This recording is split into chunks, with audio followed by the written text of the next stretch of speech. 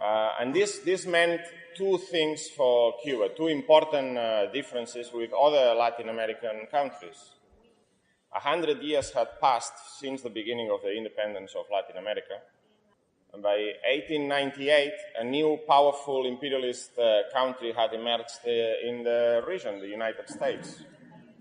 At the same time, unlike, say, Venezuela in 1810, Cuba, by the end of the 19th century, had developed a modern proletariat. It was a capitalist country, which was capitalist not only in the cities and in industry, but also in the countryside. But this was very particular type of capitalism, very uneven in its development. Cuba was a very urbanized country, and at the same time it had a large section, hundreds of thousands, 400,000 by the 1930s, agricultural laborers. There was also a large number of small peasants who owned small plots of land, but agriculture was mainly sugarcane plantations run on modern capitalist basis, and dominated by U.S. companies. 22 landowners controlled 70% of all the land that was used for sugarcane plantations. U.S. companies controlled 77% of all sugar mills. And so this gives you an idea of the character of Cuba at that time, at the beginning of the 20th century. A country that had a strong working class, living in very bad conditions, because the sugarcane crop lasted at most 2 or 3 months a year. And for the rest of the year, these hundreds of thousands of workers had nothing to live on, no regular source of income. He had a very weak ruling class. They could not play any progressive role at all, and which was completely dependent on U.S. imperialism, which dominated the country's economy and politics. So the whole revolutionary history of Cuba is crossed by the following, by this contradiction. The struggle for national liberation could only find its most serious and consistent proponent in the working class and the poor. But it was mostly led by the radicalized petty bourgeois elements. But this struggle could not be really separated from the struggle for social liberation. Precisely because the U.S. companies were controlling most of the economy, any struggle against U.S. imperialism meant a struggle for the social liberation of the working class as well. You could see elements of this in José Martí, who waged the Second War of Independence in the end of the 18th century, end of 19th century. He formed an organization called the Cuban Revolutionary Party, and he always based himself on the working class, which he considered the most reliable fighters against for national independence. The tobacco workers, the sugarcane workers, they were the basis of the Cuban Revolutionary Party in Cuba and also abroad in Florida in the United States. Tobacco was another important industry in Cuba, and tobacco workers played a key role in all the revolutionary movements. There was one interesting characteristic that made tobacco workers more educated, and they had a higher level of consciousness than workers in general. And this is that the tobacco workers were working in big rooms rolling up the tobacco leaves. Because this was very monotonous work, they will put some money together and pay someone to stand at the front and read for them while they were working. Read. And so they had access to all sorts of modern ideas and also socialist ideas. This contradiction that I mentioned before became very clear in 1898 when Cuba achieved independence. but basically went almost straight from being a direct colony of the Spanish Empire to being a colony of U.S. imperialism. U.S. Marines were stationed in Cuba, and the U.S. ambassador was the one who was deciding who was the president of Cuba. El embajador de Estados Unidos decidía quién era el presidente de Cuba. In 1901, they introduced the Platt Amendment into the Cuban constitution, and this is a really amazing piece of legislation, which was inside the Cuban constitution, and it gave the right. It enshrined the right of U.S. imperialism to intervene militarily in Cuba when its interests will be affected. The extremely harsh conditions of working people in Cuba gave rise to a very militant and revolutionary working class movement and a very radicalized layer of the petty bourgeoisie. You will see that throughout the history of the first half of the 20th century in Cuba, it's a constant history of general strikes, attempted insurrections, plots, and so on. Revolutionary elements amongst the petty bourgeois felt very strongly the plight of the working class, and they also felt very strongly about the domination of the United States over the country. In 1925, there was the founding of the Cuban Communist Party, which brought together elements from the revolutionary students and leading members of the working class organizations in the trade unions. One of the main leaders of the Communist Party was Julio Antonio Mella, who is an extremely interesting figure. He was certainly infected by some of the ultra-left moods that existed in Cuba at the time. Sorry? He was certainly infected by some of the ultra-left moods that existed in Cuba at that time. For instance, this is very interesting. When he went into exile to Mexico, was forced into exile, he had a project of getting a number of revolutionaries on a boat and disembarking in Cuba, starting a revolution. He was also a man who liked effective coups and demonstrations. One time there was a Soviet ship that arrived at the Havana harbor. He wasn't allowed in, and Mella jumped into the sea, swam to the ship, and got a red flag from the Russian sailors and brought it back onto land.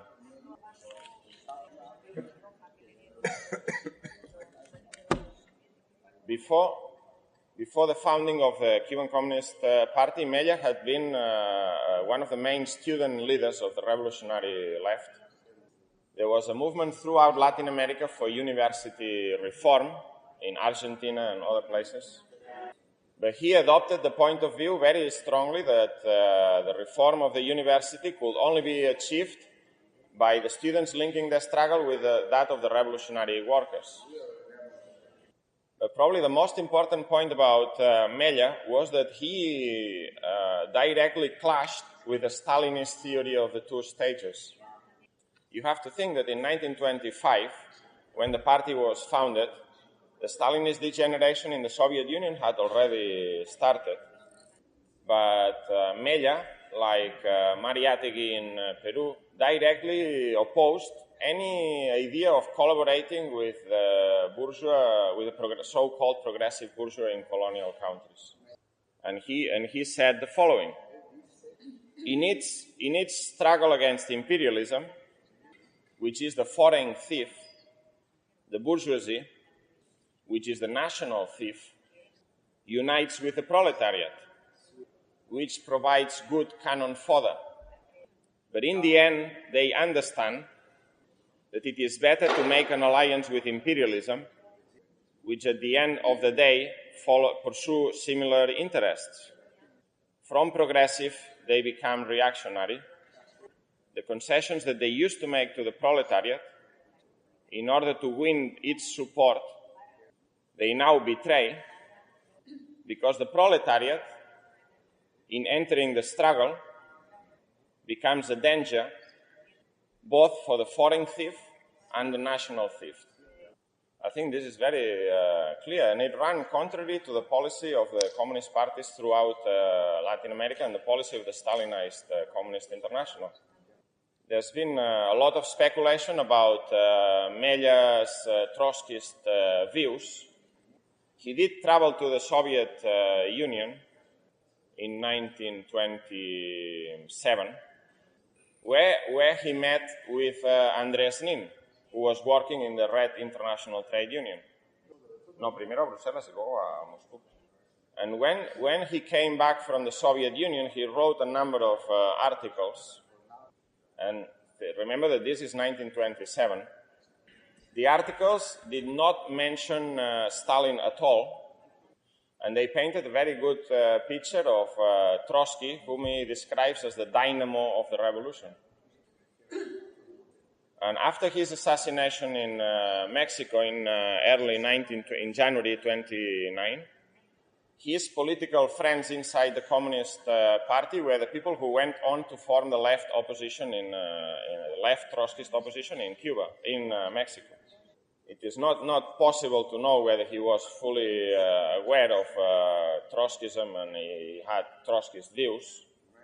But I will say that the most important point is that Mella, basing himself on the reality of the struggle and the class composition of Cuba, had arrived to a permanent revolution position, which, as a matter of fact, had been the policy of the Communist International up until Stalin. Mella died very young, when he was only 26 years of age, like so many other Cuban revolutionaries from that period. So we cannot know what his future evolution would have been. What we know is that there was a lot of opposition inside the Communist Party in Cuba, and by 1932 there was the formation of the Cuban Communist Opposition, which was very strong in Havana amongst the working class, but particularly in the east of the country, in Oriente, where all the revolutionary movements in Cuba have started. The Trotskyists controlled the Guantanamo Federation of Labor. They had big influence over the Federation of Labor in the local trade unions in Santiago. And one of the main leaders of the Trotskyists in Cuba was Sandalio Junco, a black worker who was the general secretary of the Havana Federation of Labor and the most prominent trade unionist of the Communist Party. The Trotskyists played a key role in the Cuban workers' movement throughout the 1930s, particularly because the treacherous role played by the leadership of the Communist Party. For instance, the Trotskyists undertook the organization of hotel and restaurant workers, many of whom were black, and directly fought against any elements of racism within the trade union movement. In 1933, a revolutionary situation opens in Cuba. There is a general strike in August, and Soviets are created in most sugar mills throughout the country, where the workers take over the installations and raise the red flag. And this was a struggle, an openly political general struggle against the dictatorship of Machado. Now, the position of the Communist Party was that if the general strike will be successful in overthrowing Machado, then the U.S. imperialism will take advantage and install their own government inside Cuba. And so, therefore, the trade union leaders of the Communist Party, which control the National Confederation of Labor, reached a deal with the Machado dictatorship, which made some concessions and put an end, called off the general strike. But nevertheless, that revolutionary situation led to what was known as the government of the 100 days, led by Grau San Martí, progressive bourgeois element. But that government was under strong pressure from the working class. And it included one man called Antonio Guiterrez, which is another extraordinary figure in the Cuban revolutionary movement.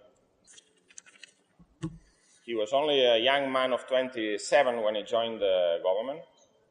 And inside the government, he represented the most radical wing and the one that was closest to the interest of the working class.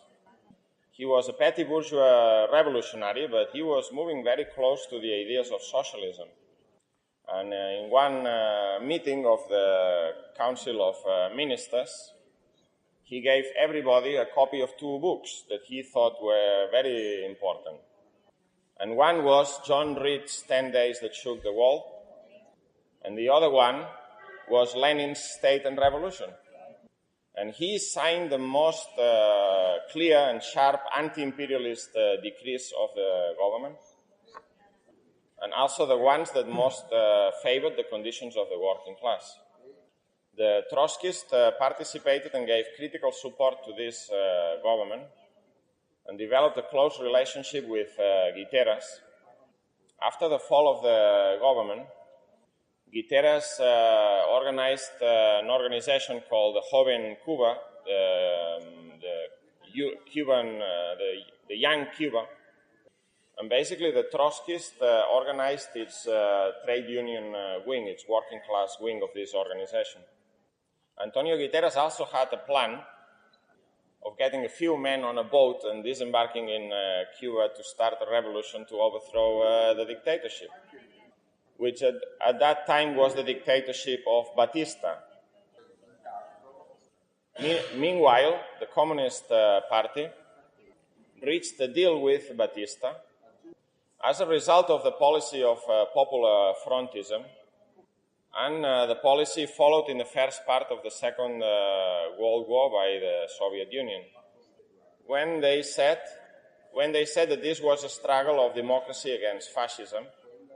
And since this was a war, since Batista was on the side of the United States, clearly he was a Democrat, even though this was a dictatorship. Estaba con los Estados Unidos, who had to be supported. Batista legalized the Communist Party, while other opposition groups were illegal.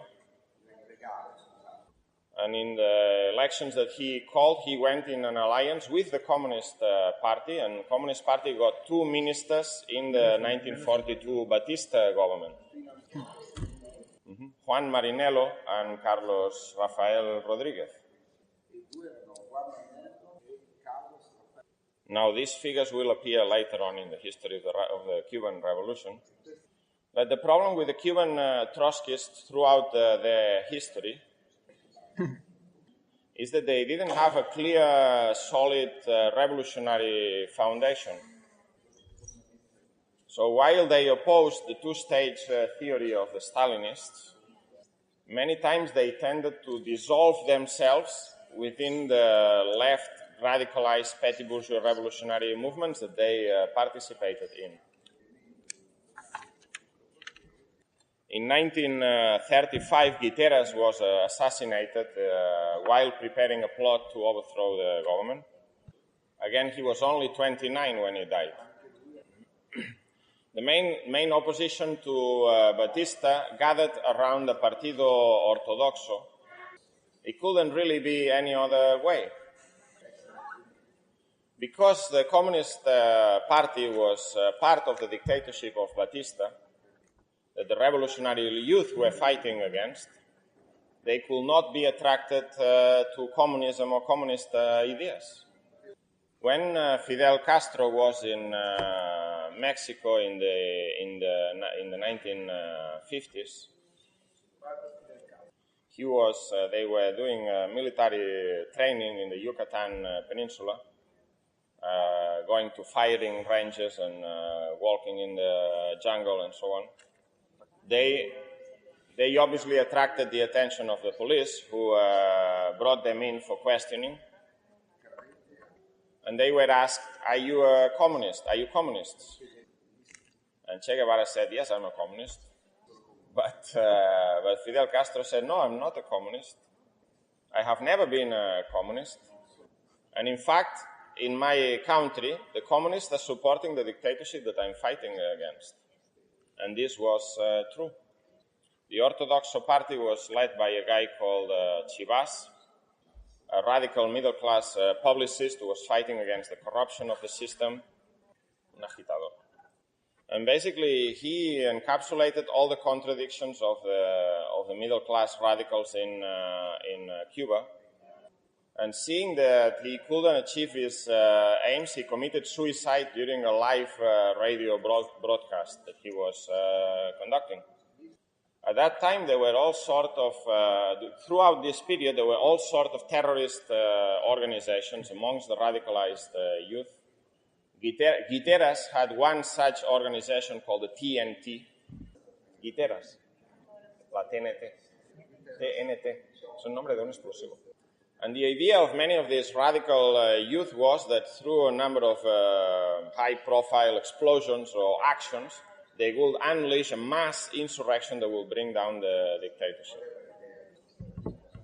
So in 1953, a group of such youth, lawyers, university students, liberal professionals, who were part of the youth of the Orthodox party, and included people like Fidel Castro, Abel Santamaria, and others, they decided that the only place where revolution could start in Cuba was in the east, in Oriente, and organized the assault of the Moncada barracks in Santiago on July 26, 1953. The assault was conducted and ended in a disaster. All of the participants were either killed or jailed. But a very radical and apt speech that Fidel Castro made in his trial gave the group national prominence. And if you read this speech, you will see what the program of the July 26 movement was.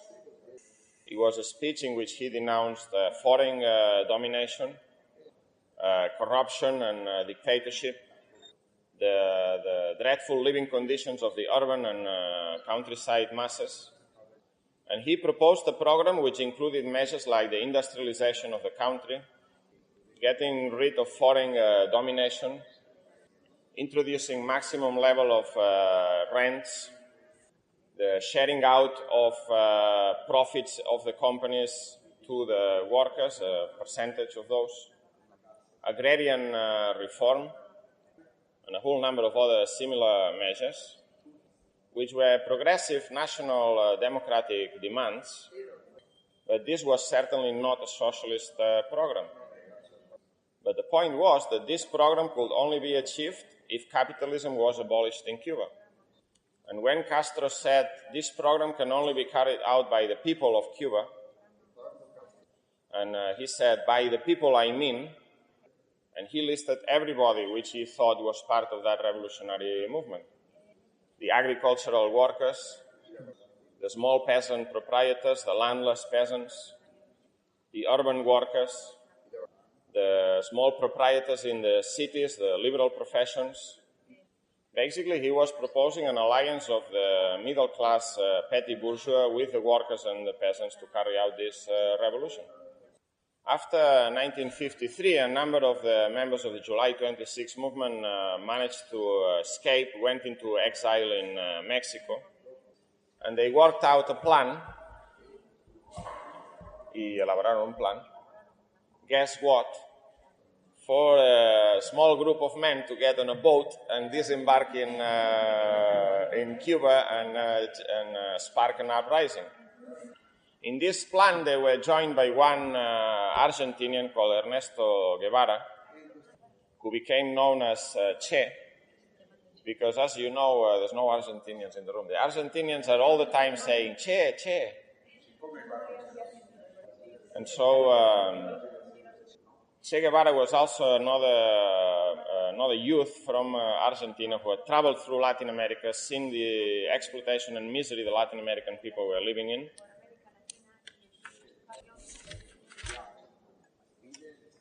But most importantly, he had been in Guatemala at the time of the overthrow of the Arbenz government. Arbenz. In 1953, if I'm not wrong. 54. Now, the Arbenz government was a nationalist, progressive government in Guatemala. Again, not a socialist government by any stretch of imagination, but a government which embarked in a program of land agrarian reform. The problem was that Guatemala, as a country, was completely owned by the United Fruit Company, a U.S. company. So as soon as he started agrarian reform, he was touching not only the interest of feudal landowners, he was touching the interest of imperialism, which very quickly proceeded to organize a coup, a military overthrow of the Arbenz government. So Che Guevara was particularly struck by the fact that there was no armed resistance, that the people who supported the government and so on, they were not prepared, had not prepared for this eventuality. So the idea of armed struggle was very appealing to him. The plan of the Granma expeditionaries was not one of a guerrilla struggle to overthrow the Batista government. Was not. Their plan was that they will disembark in the east of the country, carry out a number of high-profile armed actions, and this will spark and coincide with an uprising of the people starting in Santiago. In Santiago, the July 26 movement had contacted with an already existing clandestine organization that was operating in Santiago. And this organization was led by Frank Pais, another key figure in the revolutionary history of Cuba. Frank Pais had created an organization which had between 300 and 500 members, workers and students. And according to some reports, the average age of this organization was 17 to 18 years of age. Frank Pais was at that time, he was only 18 when he organized this organization.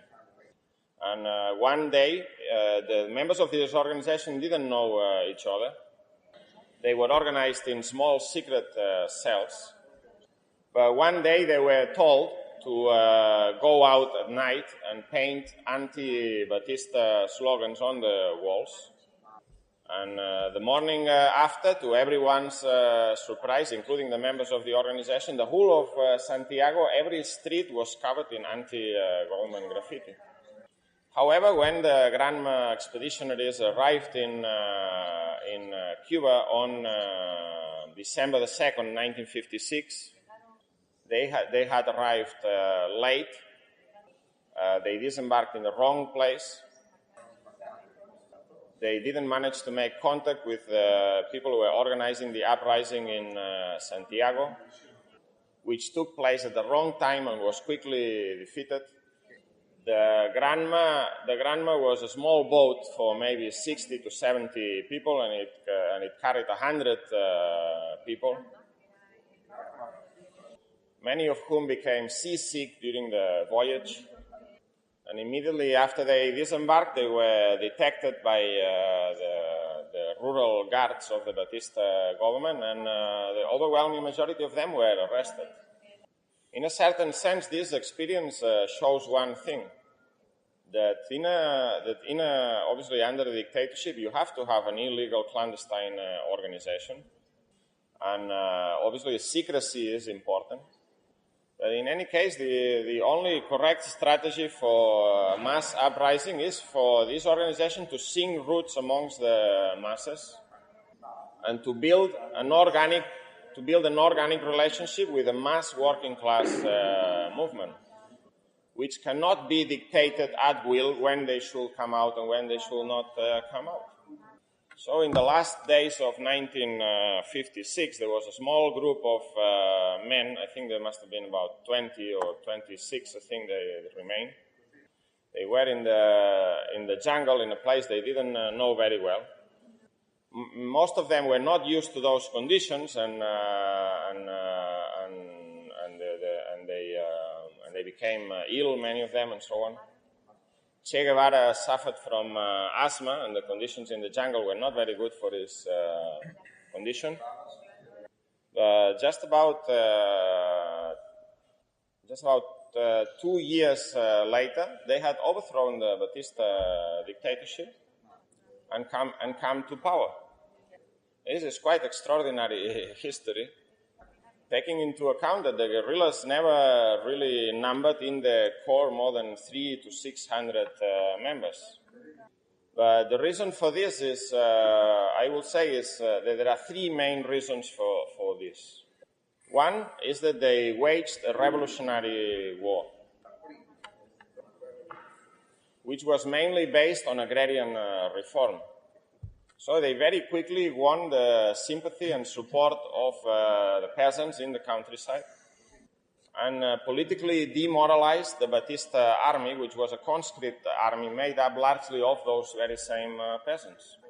The second point, which is not very well commonly known, is that as well as an organization in the Sierra Maestra, in the mountains, there was a large underground organization in the urban areas that had massive support amongst the working class, that organized actions of sabotage, of supplying the people in the mountains, the sabotaje de suministro a las montañas, which reflected an enormous, massive wave of discontent and opposition to the Batista government.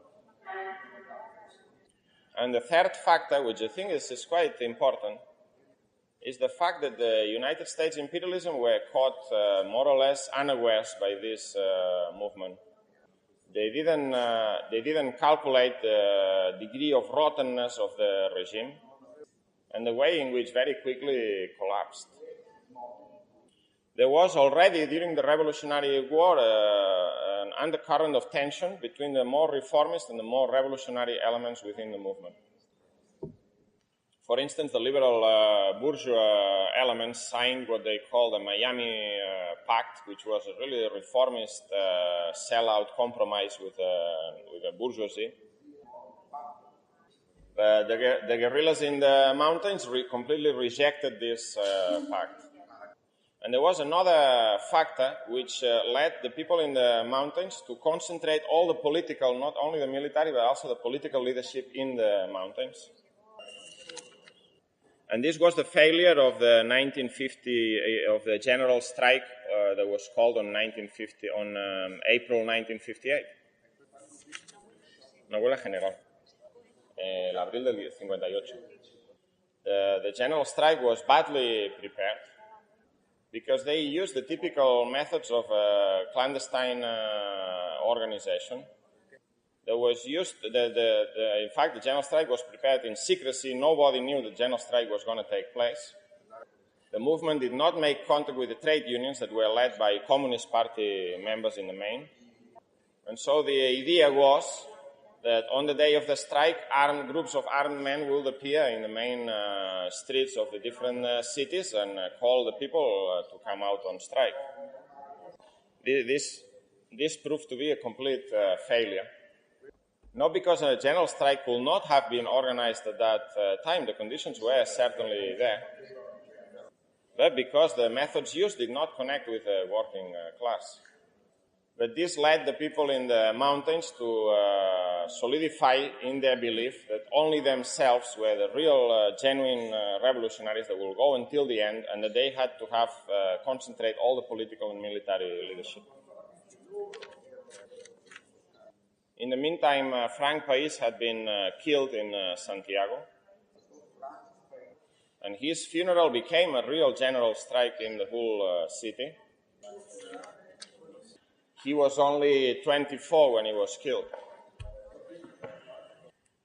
Finally, on the last day, 31st of December 1958, I just forgot one thing. The Communist Party had not participated in any of this revolutionary war under the excuse that these were petty bourgeois adventurers. But in fact, the real reason is that they had been part of the Batista regime throughout. It was only in the second half of 1958 that the Communist Party finally joined the movement. And some people in the movement had links with the Communist Party, particularly Raúl Castro. On the 31st of December 1958, there was a New Year's Eve party in the presidential palace. But Batista decided to leave his guests behind and boarded a plane to Santo Domingo. As a matter of fact, you can see how the regime almost collapsed out of its own rottenness, because the guerrilla army was still a certain distance from Havana. And so a situation of vacuum of power opened. Immediately, the ruling class attempted to form some sort of provisional government that will fill that vacuum and prevent the guerrillas from coming into power. But Fidel Castro, through a radio broadcast, called for a general strike everywhere, which prevented the ruling class from taking over. The general strike lasted for 4 days in Havana. The people came out on the streets, attacked the police stations, liberated the political prisoners from the jails, occupied the factories and workplaces, and basically guaranteed the final victory of the revolution. On the 2nd of January, finally, Che Guevara and Camilo Cienfuegos entered the capital at the head of a very fast-moving guerrilla column. And a few days later, a new government was installed, a revolutionary government. The composition of this government gives you an idea of the intentions of the revolutionaries in coming to power. The composition of the government. The government was led by Urrutia, who was an anti-communist bourgeois, and the prime minister was Miró Cardona, who was also another bourgeois. So many of the ministers were moderate bourgeois, conservatives, liberals. But in reality, this government was not the one that was holding power. Power was in the hands of the armed guerrilla fighters. The state apparatus of the dictatorship collapsed, and the only real power was the armed men that had come down from the hills. The revolutionaries made a whole number of statements in order to reassure the United States. Fidel Castro on one occasion said that his model was that of Jeffersonian democracy from the United States. But there was a small problem.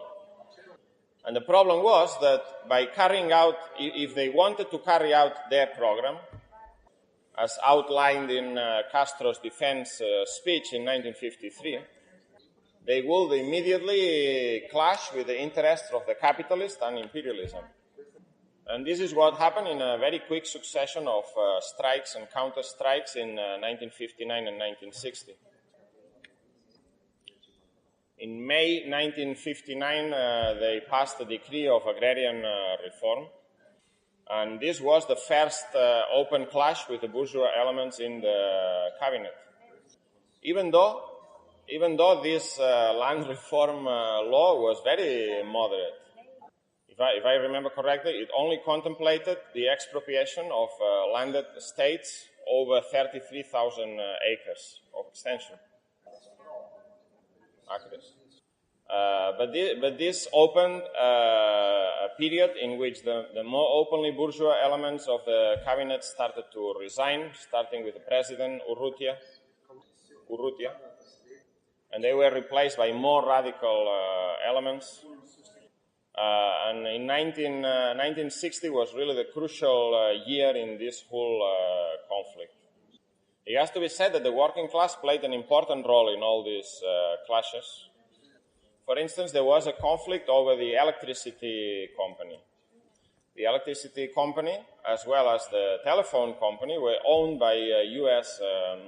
multinationals. Immediately after the victory of the revolution, the 6,000 workers in the electricity company went on strike. 600 of them who had been sacked for political reasons went on a hunger strike. And this coincided with the demand of the government for lowering of electricity tariffs. First, the government instituted a state intervention in the electricity company, which was welcomed by the workers. And then finally the company was nationalized. And the same thing happened with lots of different U.S.-owned sectors of the economy.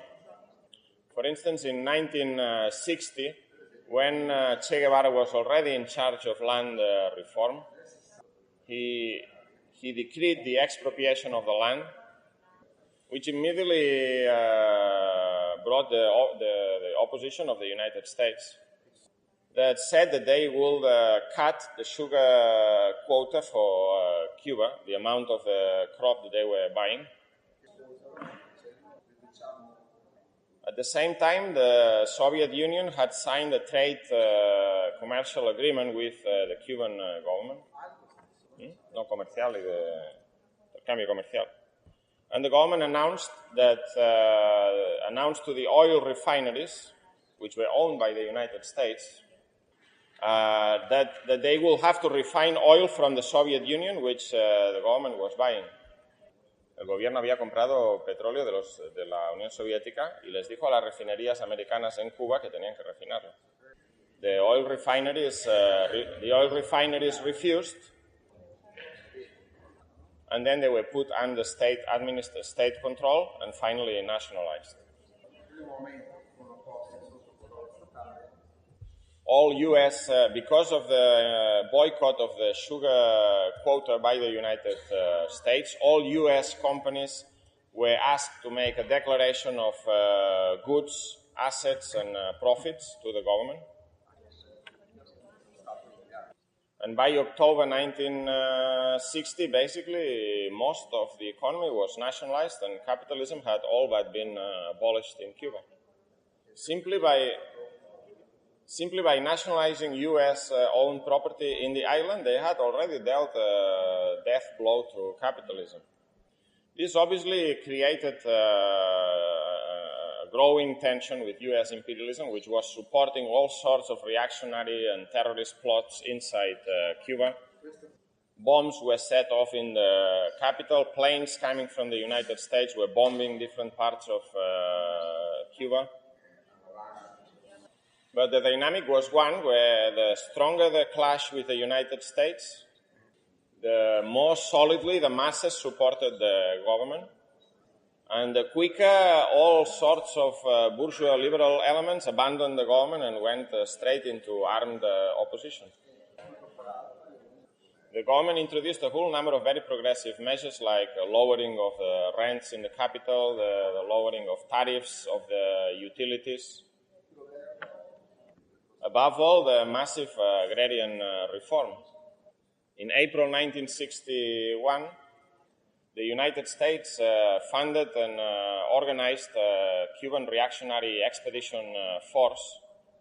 They also had a plan of getting on a few boats, disembarking in Cuba and generating an uprising against the government.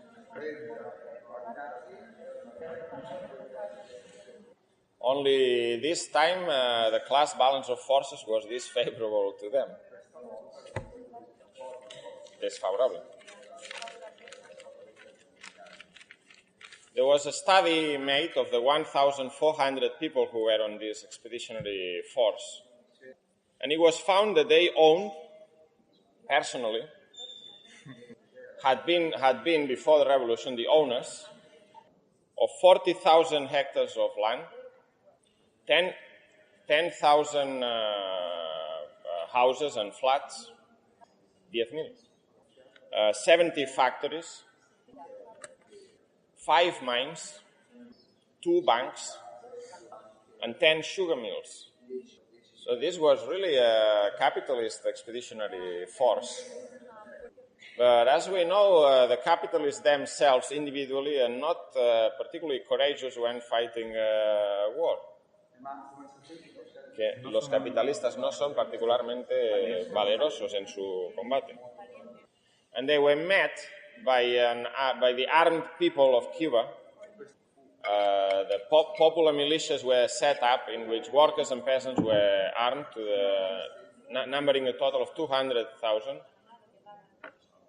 And so the attempted Bay of Pigs invasion, or Playa Girón as is known in Cuba, was quickly defeated. 1,200 of the 1,400 expeditionaries were captured.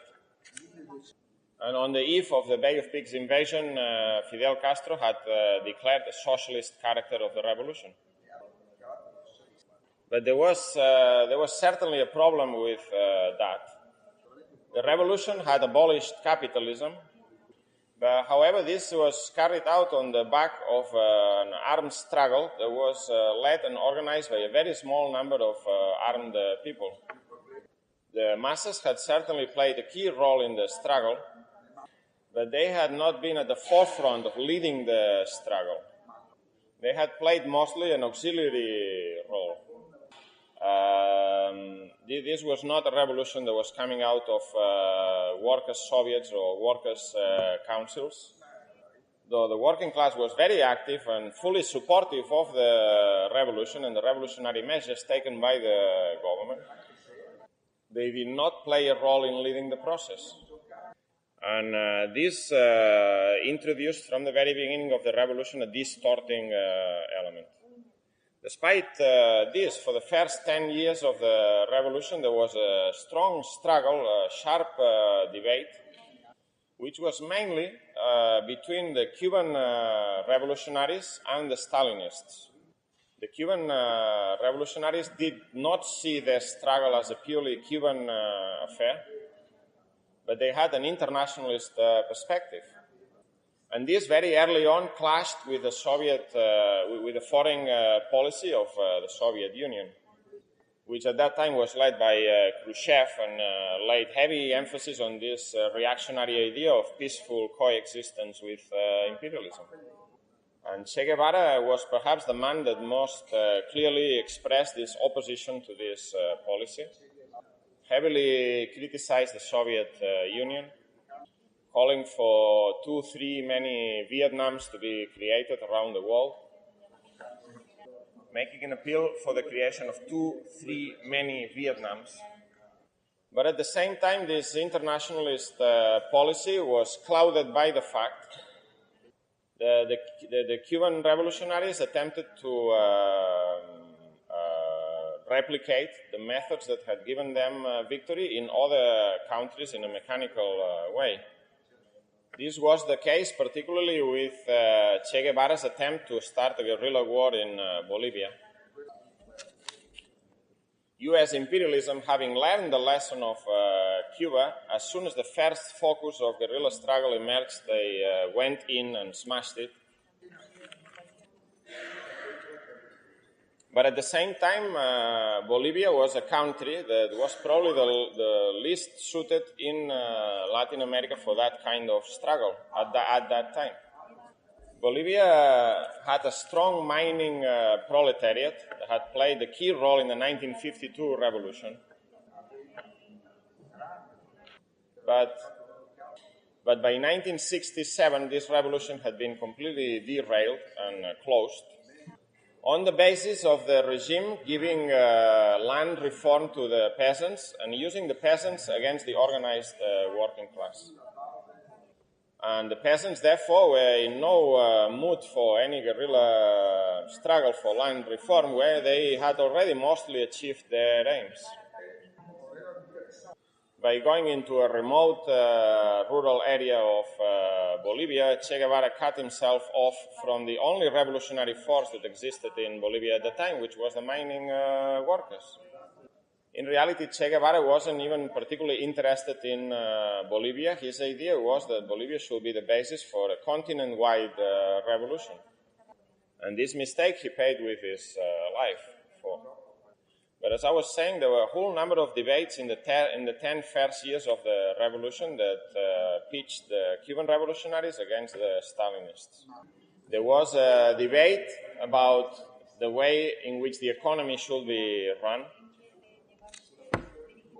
And the debate mainly was a conflict between Che Guevara on one side and Carlos Rafael Rodriguez on the other side, a Stalinist, who, if you remember, had been the minister in the Batista government in 1942. And he was advocating, basically, to allow the economy to be run on the basis of market mechanisms for the allocation of resources, para la distribución de los recursos, and putting heavy emphasis on material incentives, while Che Guevara was insisting mainly on moral incentives and the need for political education and raising consciousness. There was a Trotskyist who was working with Che Guevara in the Ministry of Industry by the name of Ramiro Acosta. He intervened in this debate by saying,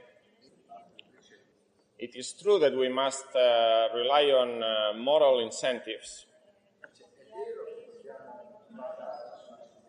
but the best form of moral incentive is workers' control and management and workers' democracy.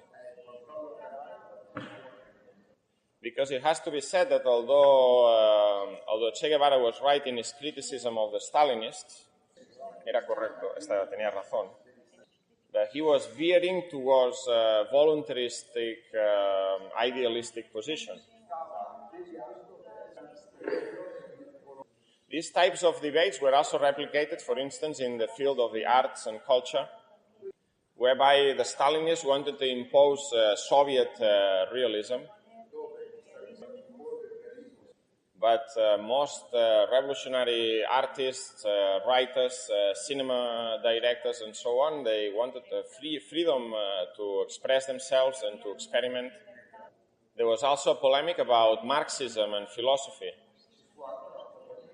where a group of young university graduates set up the philosophy department of the Havana University, and led by a guy called Martinez Heredia, started a course on Marxism, in which they rejected the Soviet manuals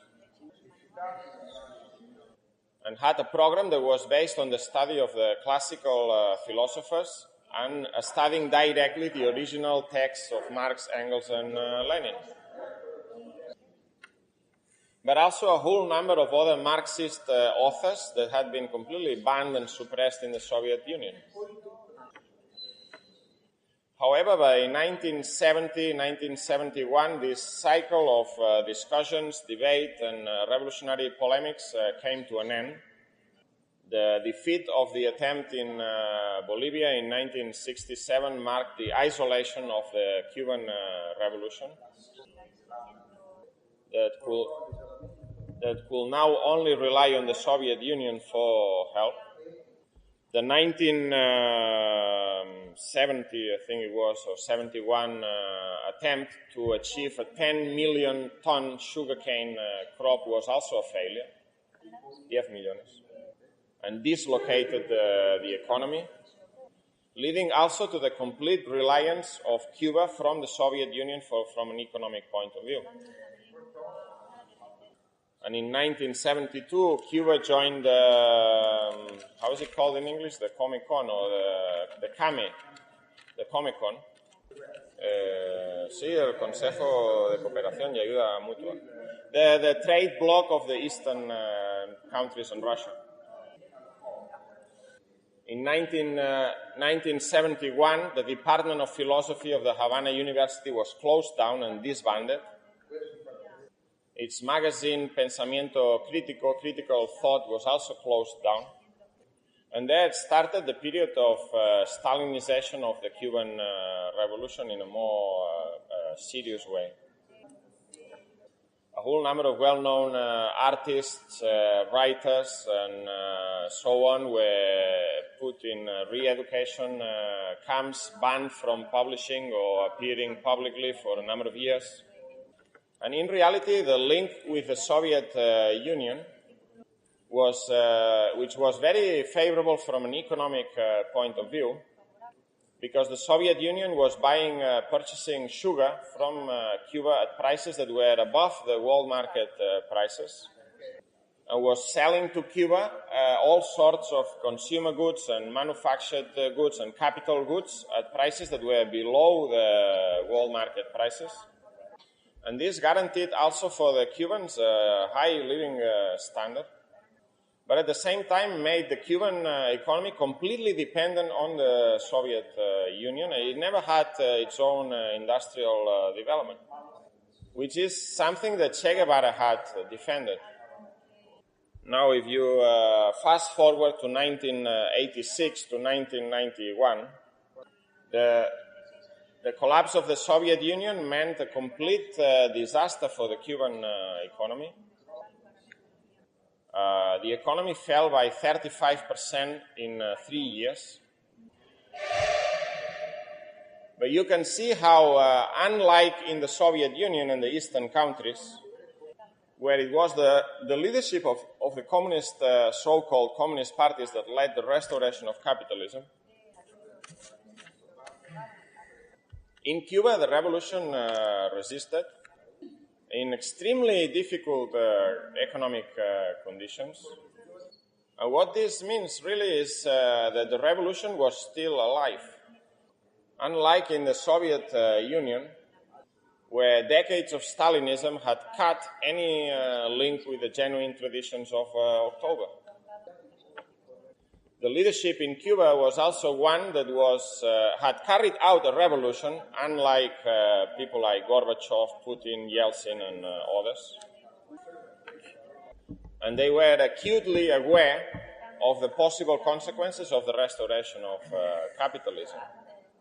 I think it was Ricardo Alarcón, who recently was the president of the National Assembly, who recently said that if capitalism is restored in Cuba, we will be the first ones to be put against the wall and shot.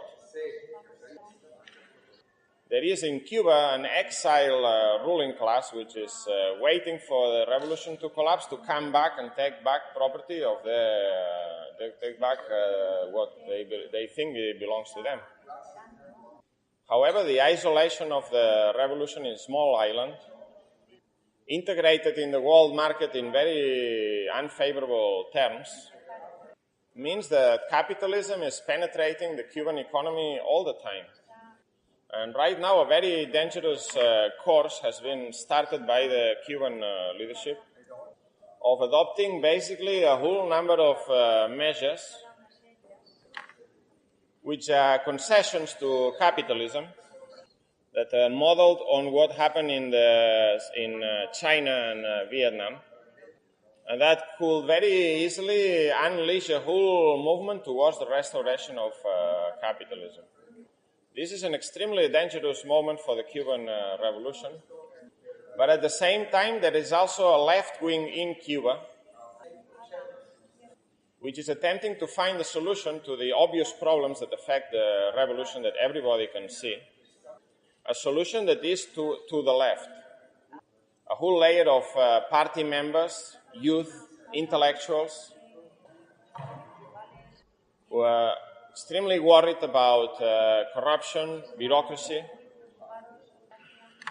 and that in one way or another they are striving towards a program of workers' democracy and internationalism as the only way forward. The international context that exists today is much more favorable to the Cuban Revolution than what you had in 1989, 1991. The revolutionary wave in Latin America, the crisis of capitalism, the development of the class struggle in Europe, the Arab Revolution, all this obviously pushed the Cuban Revolution to the left. But there are also powerful forces that push the Cuban Revolution to the right, towards the restoration of capitalism. The severe nature of the crisis of the economy in Cuba, which introduces elements of demoralization, of skepticism, the fact that there is no tradition of conscious political participation and discussion in Cuba, where people really have no mechanisms for participating in a direct way in the decision-making process. All this fosters individualism, the search for individual solutions as opposed to collective decisions. And the measures that are being taken that are not presented as necessary concessions to capitalism, but they are presented as the way forward to make the economy more efficient, more productive. Very dangerous because capitalism reproduces itself in an automatic way, de una forma automática. Just to conclude, the fate of the Cuban Revolution has not been settled yet. It will be the result of a struggle of living forces which has not been decided yet. We stand for the unconditional defense of the Cuban Revolution against imperialist aggression, but also against attempts to restore capitalism from within. We are clear that the only way forward for Cuba is the extension of the revolution, the overthrow of capitalism in other Latin American countries and worldwide, and for the working class in Cuba to take in their own two hands the running of society, the state, and the economy.